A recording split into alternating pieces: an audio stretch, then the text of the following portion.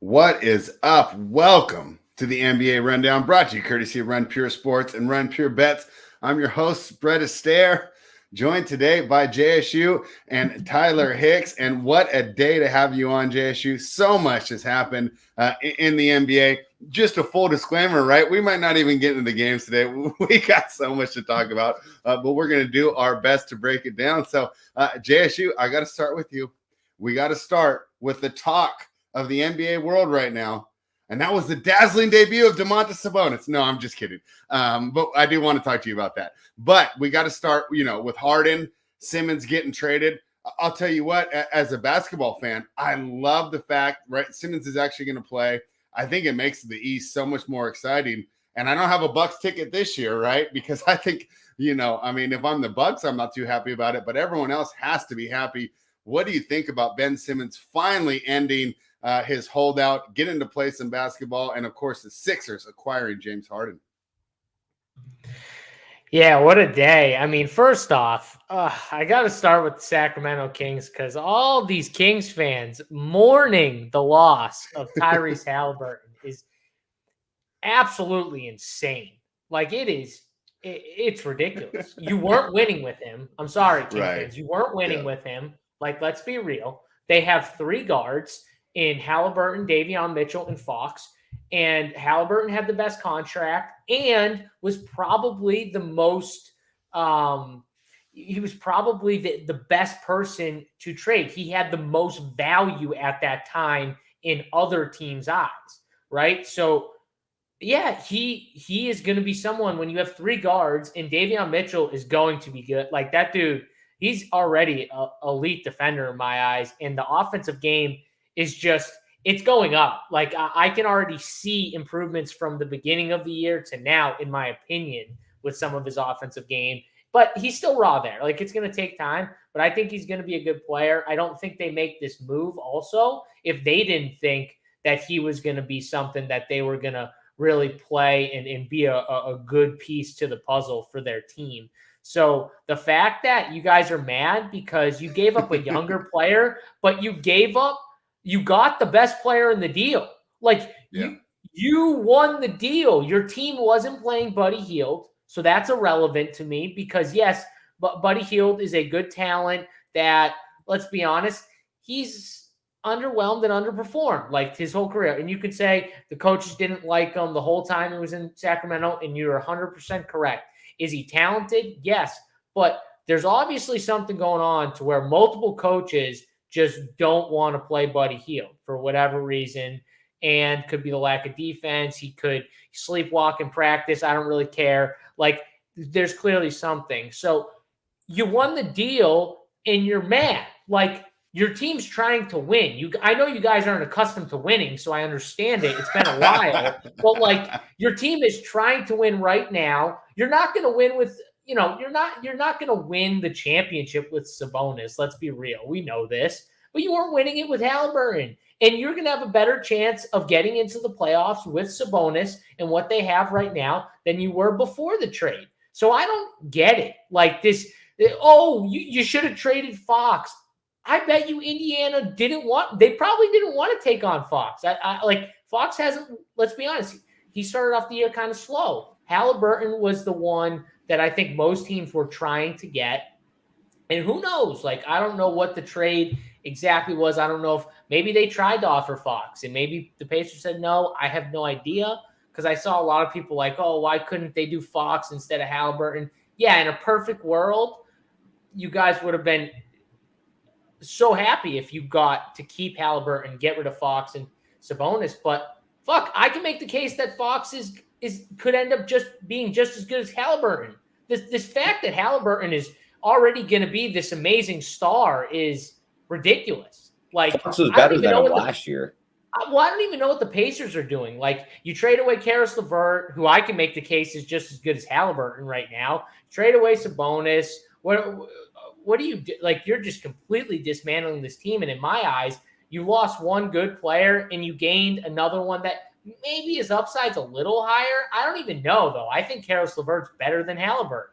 I think his upside is just as high personally. So the Kings, like, talk that the day that trade was made was insane to me. Spread, I know you were very No, upset. I was, but I've flipped since then. I'm on your Okay. side now, right? Because we did the exercise yesterday on the show.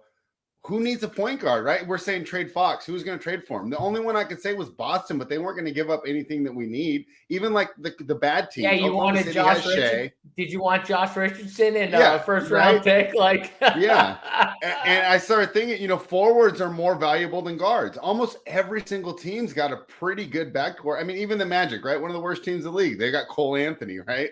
Blazers, right? I mean, they have no interest in De'Aaron Fox. So, yeah, I'm with you. I've come off the ledge, and then they're even happier today getting rid of Bagley and getting DiVincenzo out of the deal. I don't even know how that happened. So, yeah, a lot of things have changed here in the last 48 hours. So. They traded like two of their three main guys that they've traded, though.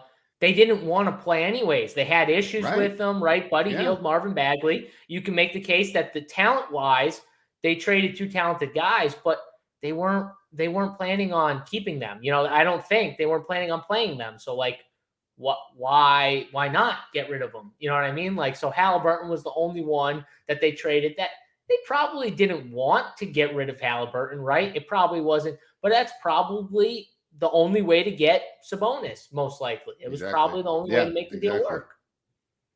Yeah. So yeah, and things have changed around here. I think it's just because we're not the Boston Celtics, we're not the Los Angeles Lakers. People don't want to come here. So when people are like excited to be here, we just love them unconditionally, right? And Halliburton definitely bought into the community.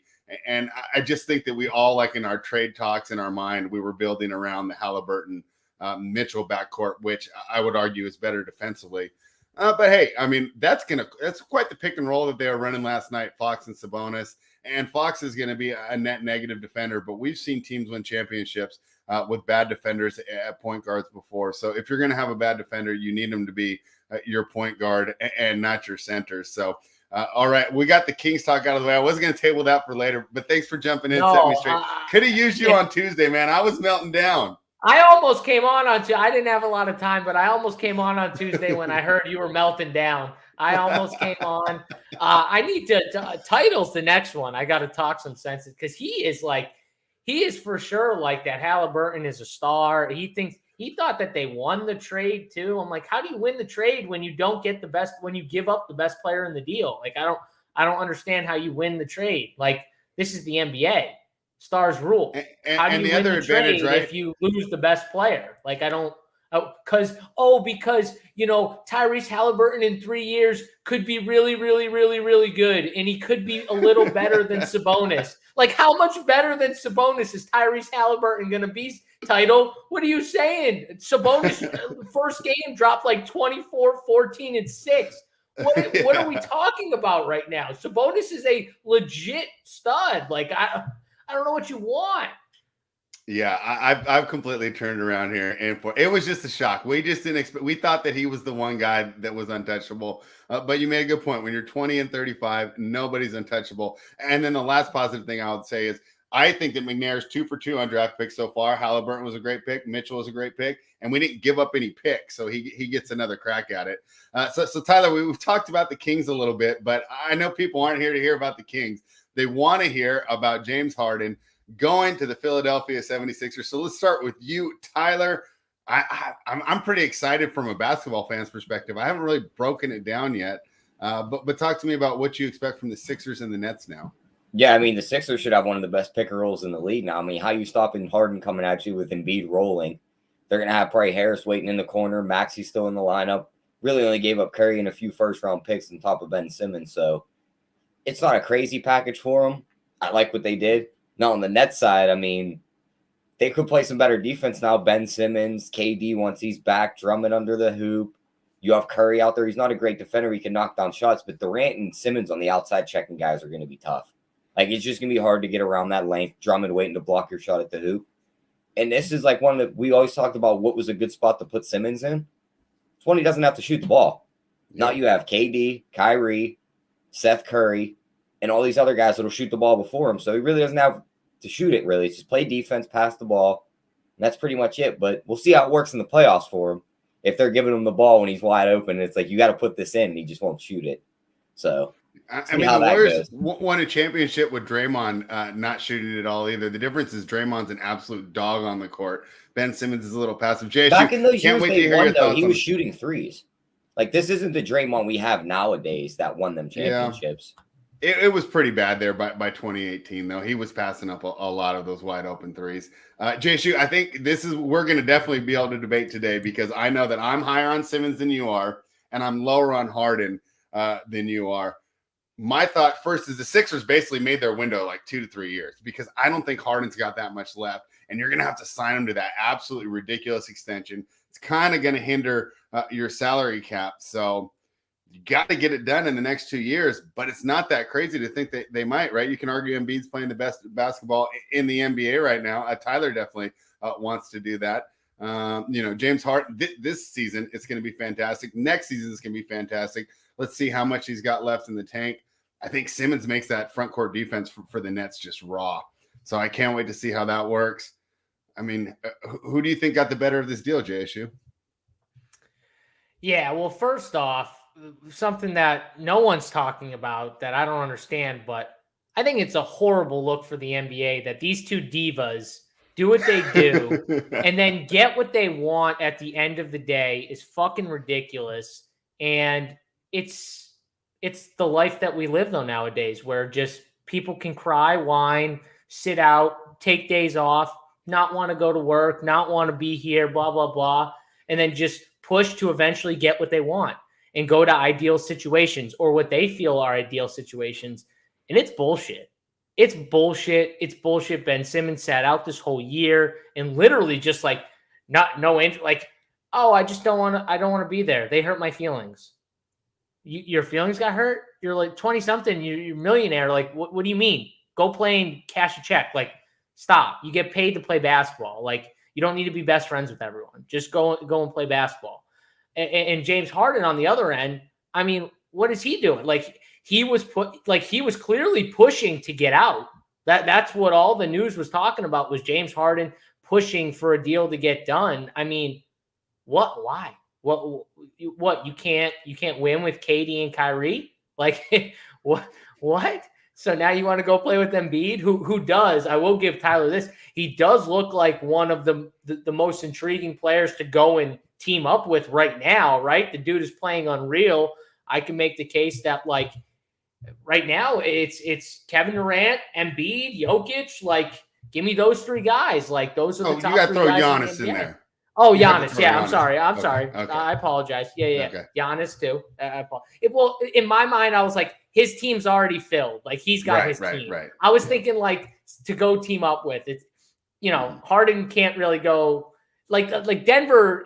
They could use a second star. You know what I mean? Like Embiid needed a second star, in my opinion, for them to make it to the next level and stuff. And that's where you get to the trade and you say, okay, well, you're right. I hate Ben Simmons. I think he's a crybaby. I don't think he's a super talented as everyone thought he was. And I was right because he clearly wasn't. And then now everyone's like backing off he's just a really good defender. Like, no, he wasn't a complete basketball player because being a complete basketball player, you got to be able to put the ball in the hole. Like, this is basketball. You know what I mean? Like, there's two sides, you defense and offense. You know what I mean? Like, Bruce Bowen still hit corner threes. He was a really good defender or was known as one. You know what I'm saying? Like Tony Allen still made clutch shots when he needed to, but he was a really good defender. Like, don't give me this, he was an all NBA. No, like, I'm sorry. If you're a superstar and that's what people were saying, then you need to play both sides. That's basketball.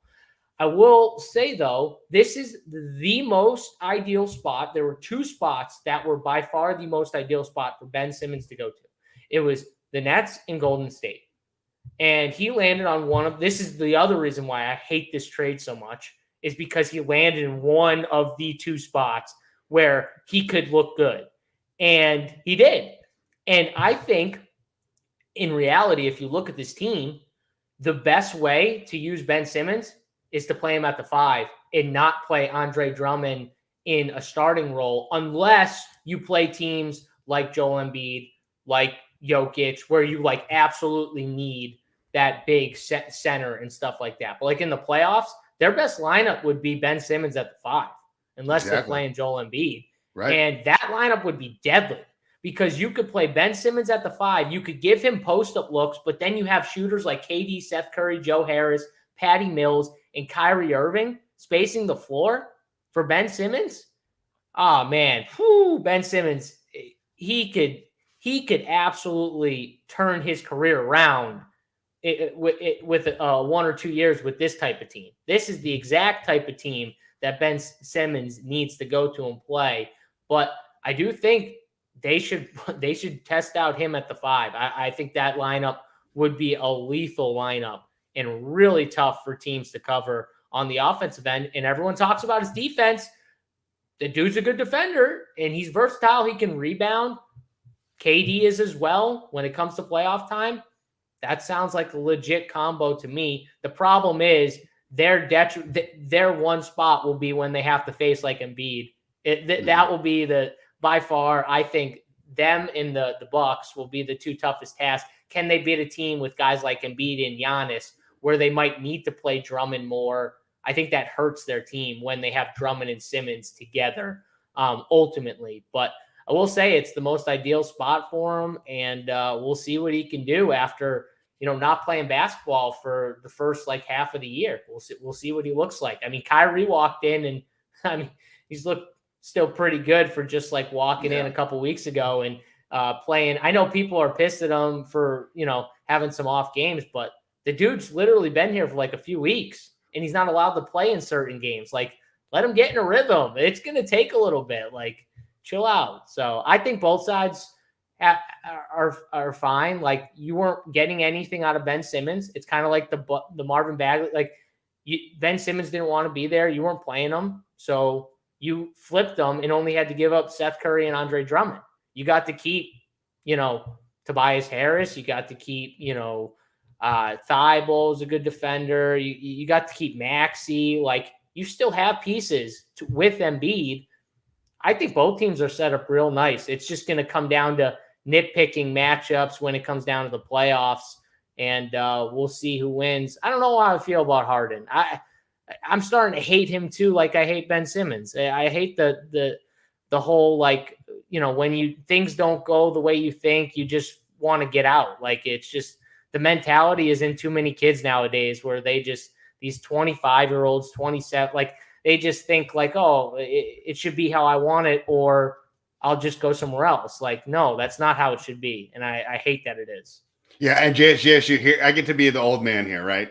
I think we're seeing it played out in the sports world. The phone generation finally growing up, right? Because they don't know how to talk to each other, right? Let's say these 25-year-olds, they get into an argument, they just block each other on Twitter. Let's say you got pissed off me and blocked me. You never have to see me ever again, right? When I was young, right, we had a problem. We'd be working in the same place, hanging out in the same place because there's nothing to do at home. There wasn't no Netflix, right? You can't sit at home. What are you going to watch? 10 o'clock news for the 5-minute sports? No. So when we had issues with each other, right, and that's a lot of times it was a physical fight, you get it out, or more times it was just a lot of yelling, a lot of screaming, but you get it all out and then you go back. These guys don't know how to resolve conflict. And I think that we're seeing it there. And you're right. I don't know what's worse. Ben Simmons just saying, okay, fine, don't pay me, I'm not going to show up. Or Harden just basically showing up, grabbing the check. But, you saw him loafing around against the Kings the other night, right? You saw him loafing around. He didn't even play against Utah, right? But, he just checked out on the floor. I don't know which one is worse or more reprehensible. But we're going to get some good effort from both these guys right now. So Twatty in the chat saying Simmons didn't get paid while sitting. He will lose $19 million. Yeah. This is my point. He will lose. Okay. Thank you, Twatty. He will lose $19 million. $19 million. And he's still doing what he's doing. This is the generation we live in. Are you kidding me? You think I would lose $19 million over, my teammates saying some hurtful things about me? Get the fuck out of here. There's no way I would. There is absolutely no way I would. There's no way anyone with it, even somewhat right mind would lose $19 million just because someone said some mean things about you. I'm sorry. I agree there. Tyler, I'm going to start with you on this question.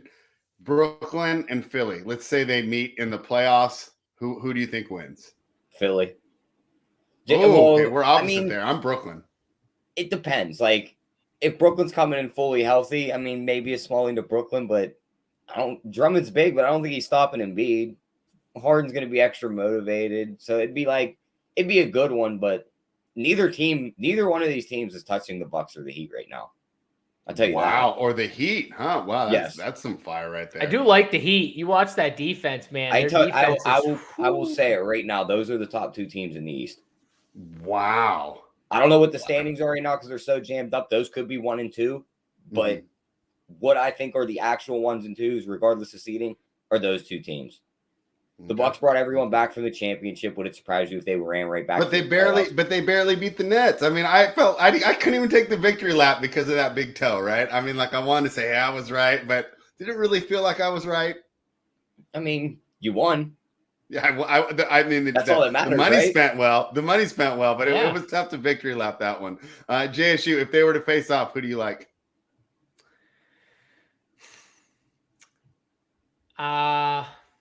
I think I would like Philly as well. I think the series would ultimately come down to Embiid and how Brooklyn tries to defend Embiid, because Drummond can't defend Embiid. Like how would they stop KD on the other side? Well, that's a good thing. Okay. I mean, wait a second. How is anyone stopping KD? Like, overall, look what KD did with all of his teammates out. But my point is, how are they going to stop Embiid? In reality, Embiid wilts with 2 minutes to go. KD nails jumpers. I don't know, man. This Embiid looks like a different dude. We'll see, though. We'll see. Yeah. But this Embiid looks like a different dude. But in the end, you know what's funny about that series? I feel like the series actually would come down to the third guy. Really? Tobias Harris, Ben Simmons. Who's the third guy for, I feel like the series, because KD and Embiid are going to give you what you need. Kyrie Irving's going to still be I think Kyrie Irving's, I mean, he might be one of the most clutch guys in the NBA still. Like, the dude is clutch. Like, let's be honest here. And he's ridiculously hard to guard. And Harden is the same way. Like, Harden is very hard to guard. He's very hard to, stop. That step back is elite when it's on. It's going to come down to the third guy. And you can give Tobias, he's fallen off the map at certain points in tough situations. So I'm not really super confident in him. I'm not super confident in Simmons, though. So it's like, it would be a close series, though. I agree with Kyrie. The Bucks are one. I think the Heat could beat any of. Like, I do think the Heat have a shot to beat any of these teams, though, just because their defense is so elite. Their defense is. I mean, they give. I can't remember the team they played a couple games ago, but they were just forced. Every shot they forced them to take were tough shots, like literally the entire game. And I was watching it. I'm just like, this defense, they can switch. They literally can guard. Bam can guard anyone. Like, they literally can switch 1 through 5, and they wall up. They literally don't let dudes just get past shoulder to shoulder. They stay in front of dudes, and they force tough shots constantly. It's ridiculous. So that Heat team is real. I agree. It's just, there's so much talent on these other teams, like Milwaukee. And when does talent beat out, like, good coaching? Because I think Spo is a really good coach. I think he's a good X's and O's guy, and defense and hard. Like, when does talent kind of outweigh all that? And I do think, like, Milwaukee, some of these other teams just have more talent than they do. Yeah. That'll be fun, right? And I'm not, it would be that crazy, right, if it went the other way. I figure I got KD and Kyrie, 2 guys that have got it done. When the series is on the line, less than 2 minutes to go. Is it worrying that one of those guys is going to play like 3 games of that 7-game You don't think series? they'll change the rules by then? They haven't changed them yet.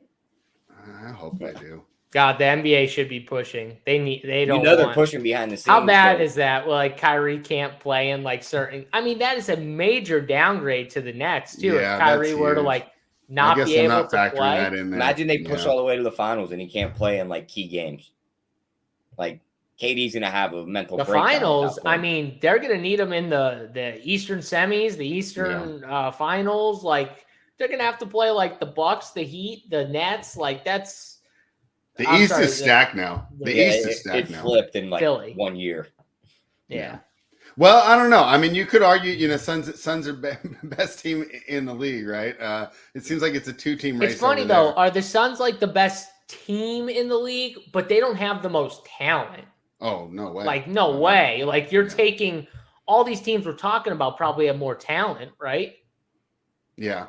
But Just we overall. leave Monty Williams off like that overall. coaching list, right? Like, he's probably better than Bud. He's probably better than Nash. Definitely better than Doc Rivers. I'd definitely rather have Monty Williams over Doc Rivers. So you got a little bit of a bonus there. I do think Eric Spoelstra is an elite coach. He's the best, though. He's the one. I don't think he's the one that gets the most credit, but yeah, I think he would be the guy. Like X's and O's. Give me Spo. Definitely. I like Spo, and I can't believe I'm saying this, but I like Ty Lue, actually. I mean, I know that, they're not going to be in this playoff conversation, but, I really like what he's able to do, too.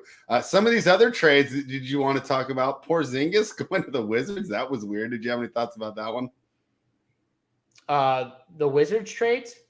They got Porzingis. I mean, they just – I don't know what they're doing. So they got rid of Aaron Holiday. They got rid of Trez. They got Ish.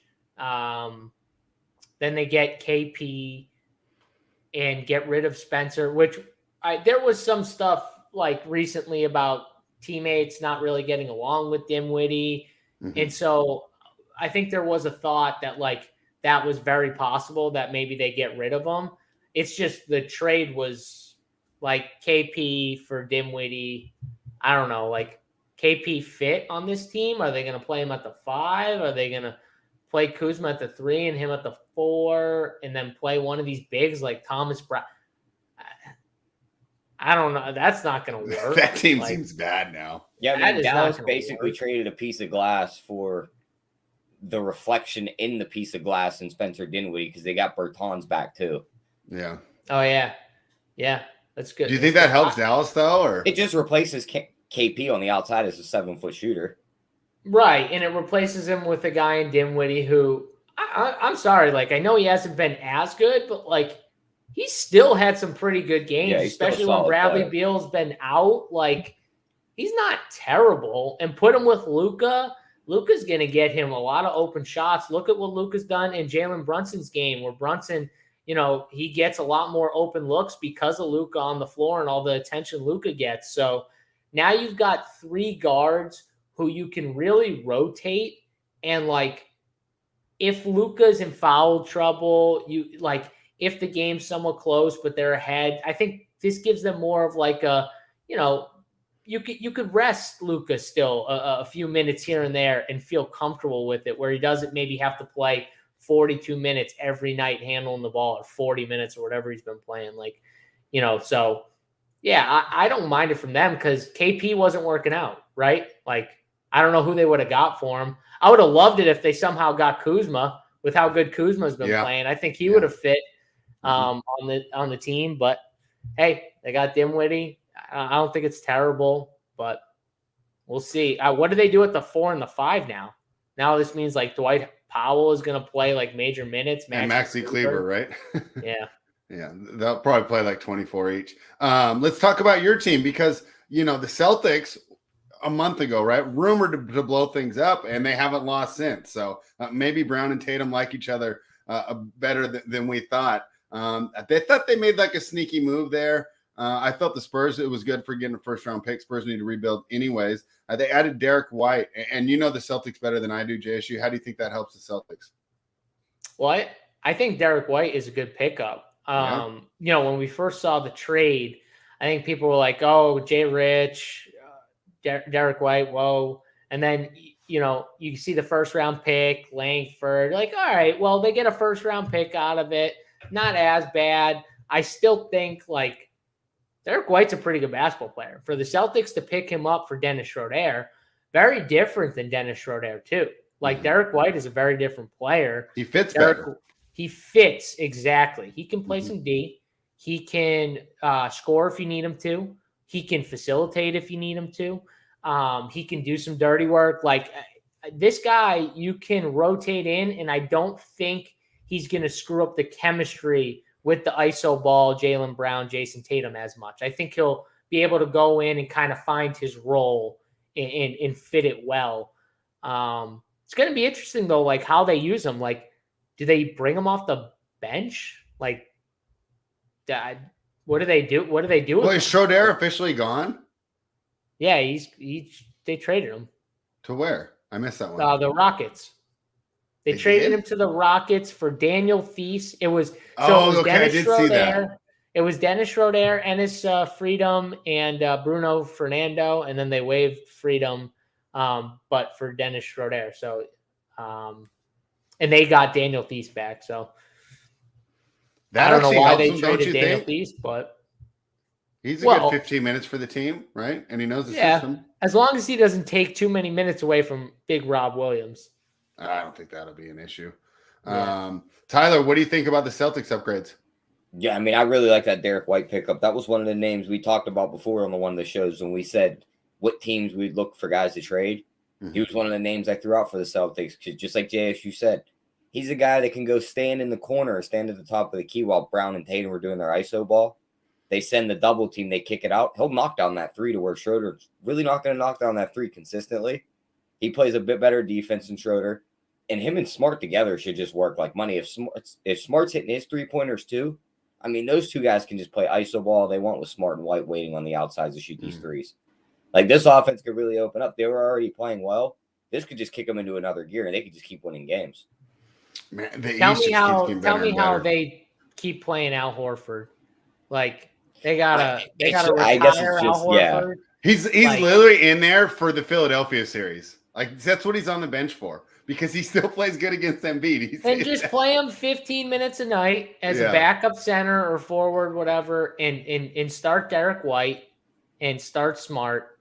Yeah. Just that lineup. That's a good lineup right there. I mean, shit, the Celtics, it'll be interesting to see the chemistry that they build with White in the lineup now and see how far maybe they can push with those guys because Tatum's elite. Jaylen Brown is a really, really good basketball player. Both those guys can play defense too. And the whole team now, like, look at that five. Rob Williams is a beast, in the basket, under the basket. And then you got Derek White and Marcus Smart.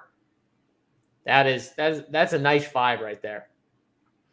All right. The Bucks, I mentioned it a little bit earlier because we were so happy to get out of Bagley and all those rotating pieces.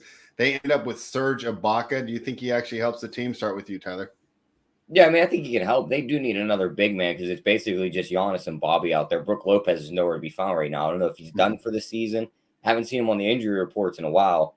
So they're hoping he comes back, but it's 50-50. Yeah, I think this trade says it's not looking great, right? Yeah, I agree. That the trade pretty much says he's probably done for the year. So you bring in Serge to be your backup big man. I mean, I think that's a perfect role for him, 15 to 20 minutes. He doesn't really screw up their offense because he could step out and shoot threes too. So he'll play right into that role and he could still block shots. So I think it's a good spot for him. All right. Do you think Bagley will do anything in Detroit or is he just forever a role player? He started with the Kings, so I'm not going to write him off. But right. if you're going to make me bet on it, he's a role player. Yeah. All right, JSU, what did you think about Ibaka there and is Bagley ever going to do anything? I wish they didn't end up trading Grant, right? Grant stayed on the team. Yeah, Jeremy Grant. I didn't see his name. He's still happening. Yeah. I wish they traded him because I think that would have definitely opened up minutes for Marvin. I heard he didn't want to go. I heard he wants to be the man. He didn't want to go. His demand was, if I'm traded, I want to be the second offensive option on a contender. It's like, well, that's just not going to happen. Yeah. Sorry, no contenders where you're the second guy. Yeah. Sorry. I mean, the Ibaka move is fine. Like, they didn't need Dante that much anyways. He actually looked like the injury kind of slowed him down a bit, personally. And they're already loaded like everywhere else. So the only place that we're kind of missing is some size. They got Greg Monroe, but maybe this trade means Greg Monroe might not work out. Who knows? But I will say one thing. Bobby Portis has been really friggin' good this year. And it's kind of going underlooked, but like man, if he continues what he's been doing, like this team is going to be really tough to stop because when Chris and Giannis and Drew, when they're all doing their thing, I mean, like it's just going to open look city for Bobby Portis every game.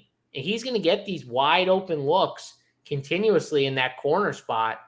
And he's perfected it. Like it's wild, but he's a major piece to that team. Like he is a key piece because of how many open looks he is going to get in every series that they play, every single series, because no one is going to prioritize him, even in the corner, even if he keeps shooting the way he's been shooting. It doesn't matter because you're always going to prioritize Giannis and walling him off, trying anyways. And look what he's done shooting the basketball this year, which has been friggin' insane. I mean, dude's taking turnaround mid-range jump shots over people right in his face. He's pulling up for three.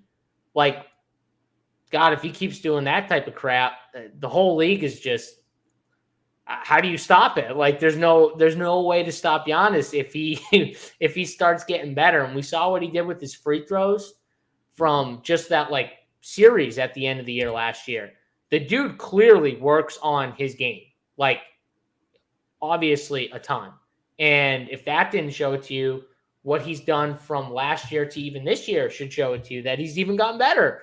And he can still get better is the most insane thing to me, that he can just continue to get better like this. It's just wild.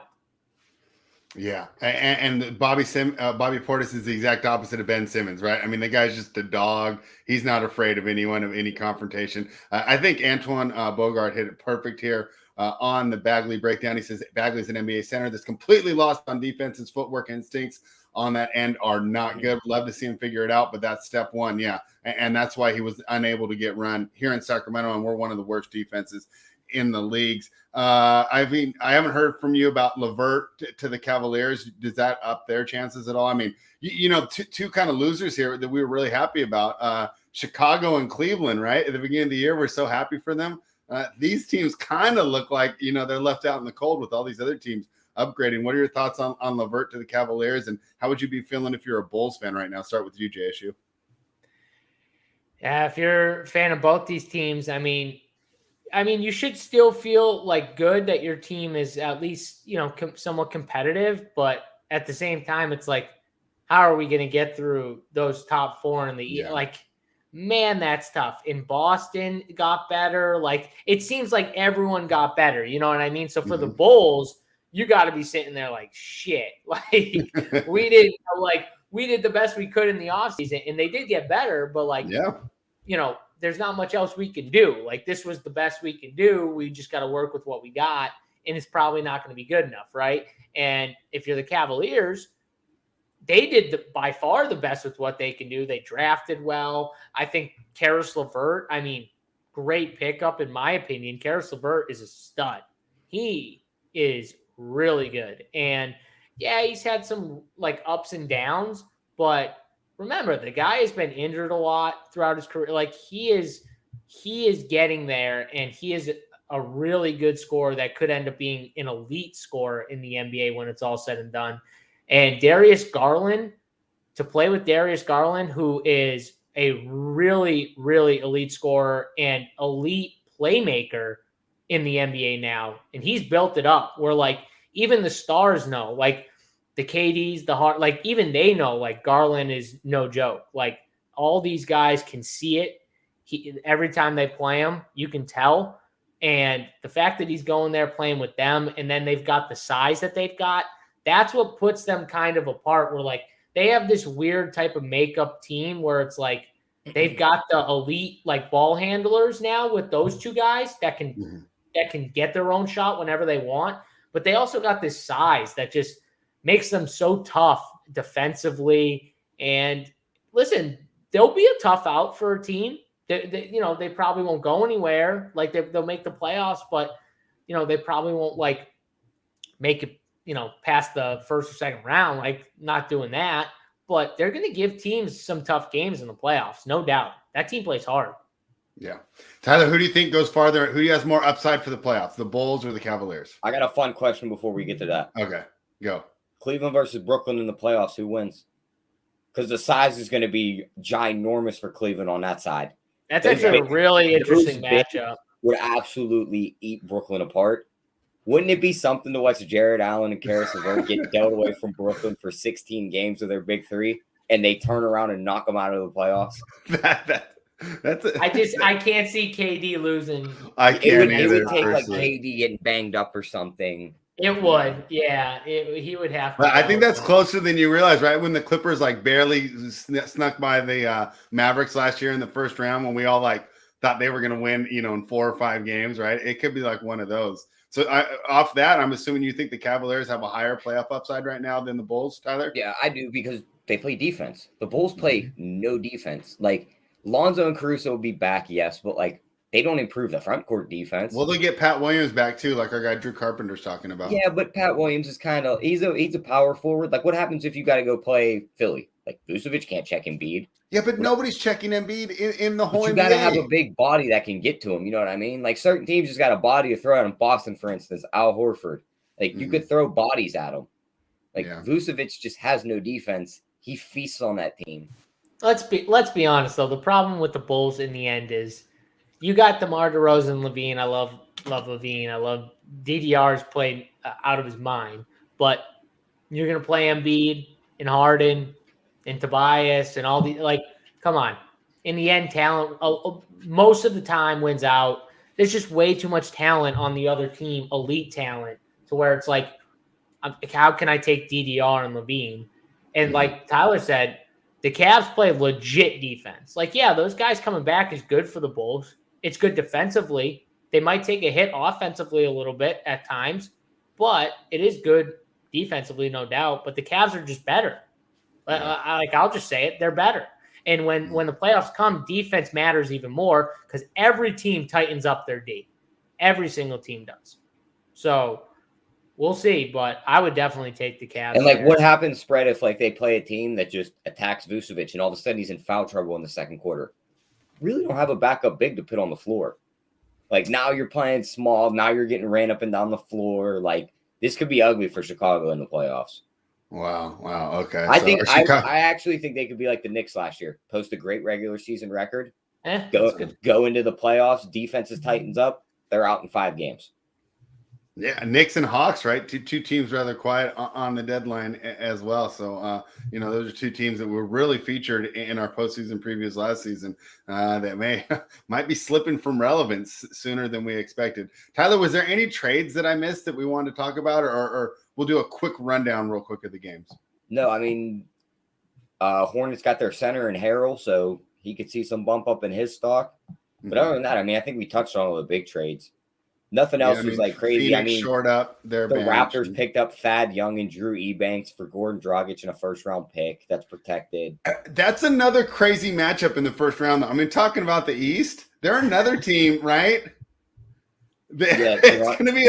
I'm not saying they even win their first-round series, but that's going to be a tough series. Remember at the beginning of the season, we had the argument about the Wizards and the Raptors. Yeah. Okay. I concede I lost that one. Who was on the Wizards and who was on the Raptors? He was on the Wizards to get the playing spot. I was like, give me the Raptors. Oh, no. To be fair, at 10-3, I was doing those laps, JSU. I was getting in shape doing those. At 13 games in, I felt like Nostradamus. Yeah, you were stroking the Wizards good after that, the win streak. But yeah, the Raptors, that's another good pull. God, the East is loaded. Like all these teams are so good. Like, it reminds me of the West a couple years ago, right? When Yeah. So man, I would take a bunch of these East teams over some of these West teams. Like I'm just trying to think. For sure, once you get to 5, Golden State, Phoenix. You got to throw Memphis in there. Memphis is legit I love right Memphis. Now. Yeah, I love Memphis. Yeah. But not that I don't think that some of these East teams could beat Memphis, but yeah, I love Memphis. So Memphis, who's another team? Am I missing anyone Utah, else? But I mean, I don't know. That's the only teams in the West this year. Maybe those 4. Maybe. I don't know. Yeah. I might take some of these East teams over Utah even. I think I would right now too. So, yeah. All right. Let's do a quick. We'll do a quick one on these games. If we don't have anything, just move straight on. Grizzlies are laying an 11.5 to the Pistons. Pistons obviously moved some players today. I like grabbing the Pistons at the points at home, but we talked about how good the Grizzlies are. I think they've won like 21 of their last 25 games. JSU, right? Crazy if I took the Detroit Pistons in the points here today. Yeah. Okay. Tyler, any thoughts on this one? I second that statement. All right, let's just move on. I'm not going to. I'll give out the props real quick in that game. Shooting guard centers killing Detroit last 30 days. 26.4 threes to shooting guards, 25.17 rebounds to centers. Desmond Bane 3+ threes and win. Just 3-point props over 2.5. Jaren Jackson 20+ points and win. Jaren Jackson over the last 3 games averaging 25 points and 9 rebounds per game. Twatty, if you're still watching, definitely have to give you props. You were riding the Jaren Jackson train way before I was and talking about this Memphis team, and I was kind of dismissing it a bit, but I have been wrong. Jaren Jackson is fantastic. The Brooklyn Nets off this big trade head to Washington to take on the Wizards. Both teams make a trade. I mean, JSU, not to get too much into it because they're really going to break it down on Hardwood Live, right? But is this probably a game you guys are going to be targeting now with all the value that should be there? We on the Nets Wizards game? Yeah. I mean, I would expect it to be very popular with all these trades. I'm just going to throw it out here right now, but like Kyle Kuzma's props, just take the overs. Like 21.5 points over, double. Just give me the plus 110 double right there on DraftKings. I see it at plus 110 double. I like rebounds over 8.5. I mean, that's minus 135. So I like the double. I like the over on points. He's going to smack. Brooklyn plays no defense. Like he is going to smack this team, especially no Dinwiddie with all the guys that they've lost. I think I just saw, where was that tweet here? I just saw a tweet where it was like, how many bodies do they have right now, the Wizards? It's going to be, here I got it, Denny, KCP, Kispert, Kuzma, Bryant, Hachimura, Neto, Gill, Todd, Winston. Yeah, so they got 11 dudes, but like three of them guys don't play. 3 of those guys, they don't want to play. They like Anthony Gill's defense, so he might get a little bit of run. But like really and truly, Neto, Rui, Thomas Bryant, Kyle Kuzma, Corey Kispert, KCP, and Denny Avicii. Like they're going to play mainly, I think, those guys, and then you'll see like maybe one of these no-name guys get a little run. I don't know who it would be, Winston or Todd. Like I don't know which one it would be, but maybe one of them gets some run. And it's a 1-point spread. So like for DFS, this game has to be popular. Like all these guys are cheap outside of Kuzma. And for the Brooklyn side, I mean, everyone's cheap outside of Kyrie. Right? Do we think it's one of those weird spots where, like, after the Harden trade, all these role players get up for this game and they come out, like, extra motivated to prove that they didn't need him? Like, we've seen that with other guys getting traded, too. And Kyrie in particular, since it seems like... Yeah, because it's kind of like he's the reason why. Remember, too, not only that, but, like, they're proving themselves, but at the same time, there are dudes coming in.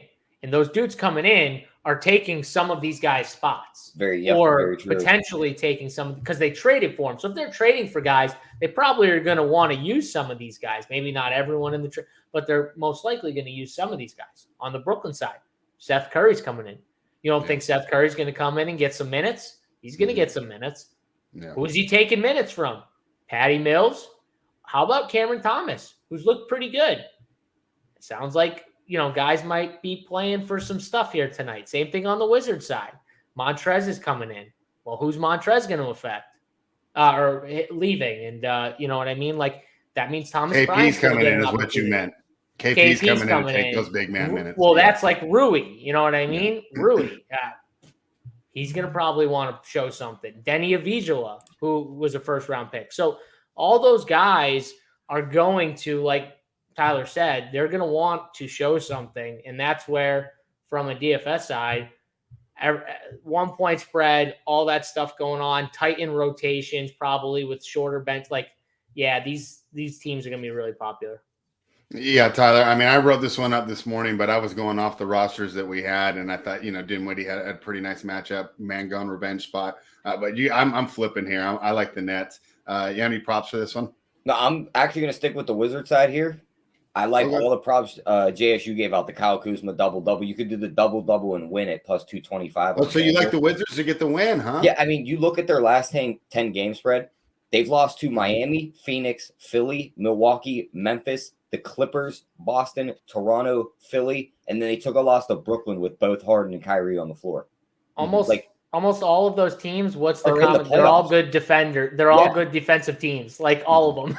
Yeah, like I see a giant difference here right now with Brooklyn trading guys out, Washington doing the same thing, but this is a lot better matchup. Give me Washington here to win. I could see Kuzma hanging like 30 points and 15 rebounds right here. All right. Well, hey, I think it's a tough game Mills to catch. Also Patty Mills. Patty Mills is going to absolutely chuck threes tonight. I think his 3-point prop is over 2.5, and it's plus 105 on DK. Yeah, he's going to jack up threes. I like and that's that. A plus number right there. At and then 2.5. if you do like Brooklyn to win this game, it's going to be on Kyrie's back. Kyrie 25 plus points and wins plus 190. Oh, that's a good one too. Yeah, I agree. If you're playing one side or the other, take one of these player booster props or whatever they call it on FanDuel. And if you like the Nets, take the Kyrie one. If you like the Wizards, like Tyler and me, like take the Kuzma one. Make that plus 220 or whatever he said for the win. And what was it? The win and the double-double? Double-double and win. Yeah. Did you guys see the favorite stat, the crazy stat also that favorites since Saturday are like 30-something 6-1 in the NBA? Mm-hmm. Favorites are just absolutely cashing right now. Yeah. Here, let's talk about another favorite. Except for the Portland Lakers game last night. But they were 4-0 until those last three went to the dogs. So, I mean, it was crazy how that trend was working out. Let's talk about a favorite of your guys. The Miami Heat are minus 4.5 in New Orleans. The Heat have won 4 in a row. Heat have won 3 in a row. Pelicans have won 4 in a row. This will be the last game for Miami on a 6-game road trip. This will be the beginning for the Pelicans on a 6-game homestand. I mean, do I even have to ask? You guys both like the Heat, right? 100%. Minus 4 against a team who's, yes, they're on a win streak. They beat Houston twice, Detroit once, Denver once. We're getting a discount on the Heat right here. First game home for a team. We know we like to fade them in this spot spread. Give me the Heat all day. Bam, double-double. Hero's going to cook this backcourt. You can do Hero 3+ threes and win. Hero 20+ points and win. And Lowry could have himself a nice game here because their point guard ain't going to play any defense. I could see him going over that 2.5-3 mark. JSU, this one we kind of skipped over because it didn't happen yesterday, but CJ McCollum will make his debut for the Pelicans tonight. What do you think of that move, and how do you think his usage and DFS status affects being on the Pelicans now? Yeah, it's an interesting move. CJ McCollum on this Pelicans team. You give up a guy like Josh Hart. I mean, they kind of did need someone like at the guard position who could just create his own shot and get to the cup, hit threes. Like, they kind of needed this. Devontae Graham has been very up and down. I think they've tried to make him work. I don't know. I think he's got a lot of talent, Alexander Walker, but for whatever reason, it just all didn't seem to come together. So I like that he's getting like a fresh start and a fresh look somewhere else. But, CJ makes a little sense with the Pelicans. I don't think it makes them like still like a really good team or anything like that. Yeah, it makes them maybe a tiny bit better, but losing Josh Hart was a big piece of that team. Like that did a lot of things that go overlooked, by the way, like good defender, gritty, really good rebounder for an undersized guy. Can hit a three, but like can also just like attack the basket and finish. Like he's been key for that team for, a lot of this year. So I think that is a loss, but CJ is a slight, upgrade for the team overall. And I do think it's something that they needed, where like they needed someone who they can just give the ball to besides Ingram and just say perimeter wise, like just go get your own shot. Cause Joe Val can do it, but you got to kind of like, he's got to be in the post and you got to feed him. Like you needed someone else besides Ingram. When Ingram is not on the floor, because when Ingram's not on the floor, their offense struggles a lot more. They need someone like that when he's off the floor. So CJ can be that guy when he's off the floor. Yeah, I mean, Looking ahead, right? CJ, Devontae Graham, Brandon Ingram, Zion, and Joe Val. It's not like the worst. That's not like the worst five. I can see them definitely getting some wins and troubling some people when they play at home. So be interesting to see how that works out. Toronto Raptors, another team that we like, -7.5 in Houston, taking on the Rockets. Tyler, Dogs, like you said, haven't been doing very well this week, right? I mean, it's almost kind of keep me off them here because normally I'd say, oh, Houston keeps it close, Houston can score, but Toronto's been crushing teams, right? I mean, I said that about who did I say that about last night? Did they play the Spurs last night? Was that the game I'm thinking of? They played the Thunder last night. Oh yeah, that was the one. Anyways, yeah, they're just crushing teams. Do we go to the favorite again here today? Start with you, Tyler. 100%. I mean, I only see one of these guys from last night are ruled out, Fred VanVleet. That just means Siakam's going to have the ball in his hands more. Dude might post a triple-double tonight. He's been very close in these last couple of games. Mm-hmm. Shooting guards, power forwards, and centers have absolutely torched the Rockets as of late. Pretty much every position torches the Rockets because they don't play much defense. But they're giving up 25-plus points per game to those three positions. And we all know Siakam's going to have the ball in his hands with no Fred VanVleet. Getting close to that triple-double with him on the floor, I think he gets there tonight, Spread.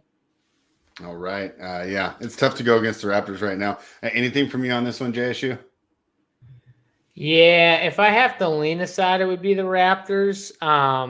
They're just playing really good basketball right now, and it's tough to overlook it. I will say Fred VanVleet is a pretty big loss, but yeah, I mean you can just go back again, player props. I'm seeing if there's anything out for Gary Trent. A minus 115 over 2.5 threes. I like that.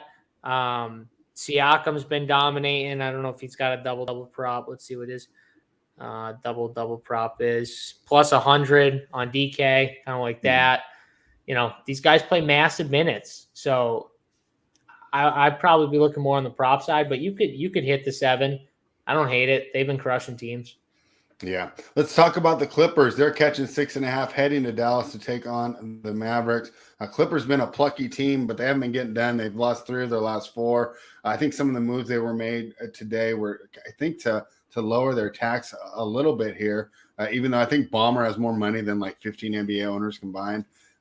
Still, seems like it's going to be the Luka show here. It's tough to especially with the way the NBA has been going, right? Tough to take some of these underdogs. Tyler, what are you thinking? Yeah, I mean, I like Dallas here. I mean, they're 6th in three-point percentage over their last 5 games. Clippers defense ranks 25th in opponents' three-point percentage, so they're just going to get any 3 they want. The Clippers are also the worst defensive points in the paint. They're giving up close to 60 points in the paint per game. Dallas is just going to feast at the rim. If they're hitting their threes, I just don't see how the Clippers keep up here. So give me Dallas. I think Luka has himself a day. You could do his over 2.5 threes. I like that. You could do his double-double and win at about minus 110. And if you like him to triple-double here, which he can, of course, do because he does it pretty much every game, it gets close to it, it's plus 310 for there. So those are the ones I like in this game. Yeah, JSU Clippers coming off a 26-point loss in Memphis. Doesn't get any easier going to Dallas. What do you think? Yeah, I'm right with Tyler here. I mean, said it perfect. I think Dallas wins this game. I think you take them. I like the Luka triple-double prop. The dude has been crushing it. I mean, he's been getting almost triple doubles at halftime. Some of these games, it's ridiculous what he's been doing, and I don't see it slowing down here. So I got the Mavericks here. Tyler, your team was quiet on the deadline tonight. They're in San Francisco to take on the Warriors. What's this line here? I just had it up. How did I not remember it? 9.5 against Golden State, total 217. Warriors, of course, coming off that disappointing loss, right? We loved them yesterday on this show, right? One of the rare L's we took here because that one wasn't even close. Does Golden State bounce back tonight against your Knicks, Tyler? Yeah, I think so. I mean, the Knicks can't guard guards, so I know Steph's not on the injury report. If he touches it, it's just going to be Jordan Poole and Clay show. So those 2 guys will feast. If Steph's on the floor too, they're just all going to eat. So I like them to win. The Knicks don't play much of defense. The bigs for them aren't going to eat very well either against this Golden State team. So give me Golden State to win this game by double digits.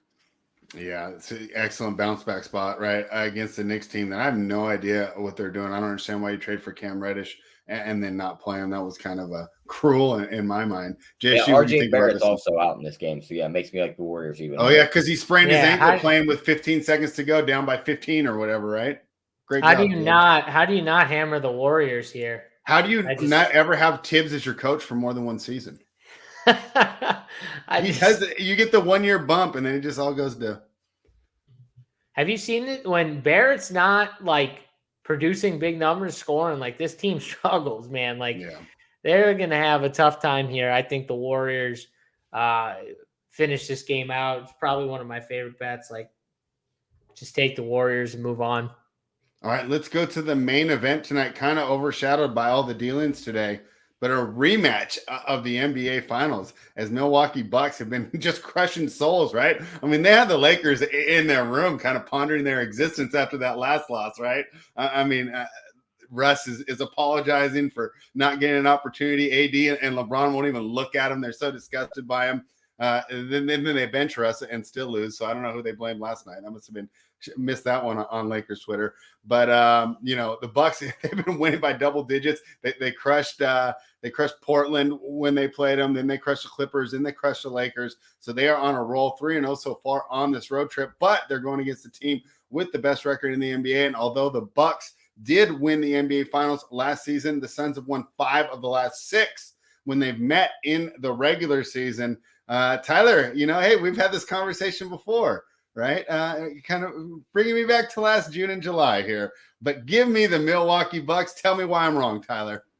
I mean, it's hard in this game because 3.5, of course, you said finals rematch. Both teams are playing at a high level again. But the difference here is the Bucks aren't playing much of any defense spread. Yeah, they blew the Lakers out. Do they need to when they put up 140? Now you're playing a team that's going to play some of the best defense in the league against you. If you don't get to that 140 mark and your defense ain't playing good, and I think it's hard to critique their defense when they're up by 20 so early in every single game. I mean, they're getting the stops in the first 6 minutes, and then it's just, I don't know. It's one of the things we'll have to see. I think it's a perfect game to arb because I think both teams have the lead. You'll get plus money on both sides. Okay, that's a good point.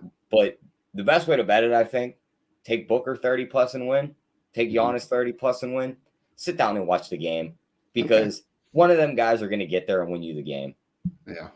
All right. I just keep betting on the Bucks. I think it's just like a reflex now, JSU, right? I mean, it's like when you do something and you get rewarded, you want to keep doing it. But boy, I think it's really tough to go against Phoenix right now. Set me straight here. How should we approach this? I'm not setting you straight. Bucks are winning this game outright. They're taking this thing home. I love the way these Bucks are playing. I know Phoenix has been playing unreal too. You're picking between two of, let's be honest, two of the probably 3 best teams in the NBA. And it's tough, but Giannis, national TV, I said it again. I loved Giannis last slate when I said he was just by far the best play on the slate. It wasn't even close. Lakers are awful. And on top of it, he gets up for these type of where he's going against like LeBron, the best teams like Phoenix. Dude, he made AD not want to play anymore. I'm telling you, when he takes it, he goes at these type of matchups. If they were playing like fucking, the Clippers, I'd just be like, oh, whatever.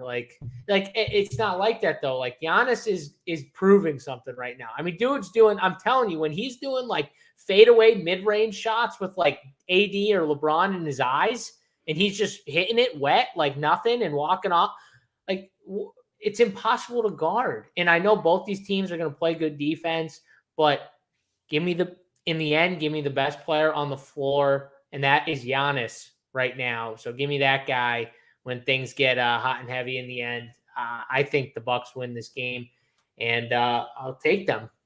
Money line, I'll take them plus the 3. Right. I don't care. I love we're on the same side, JSU. I know, me too.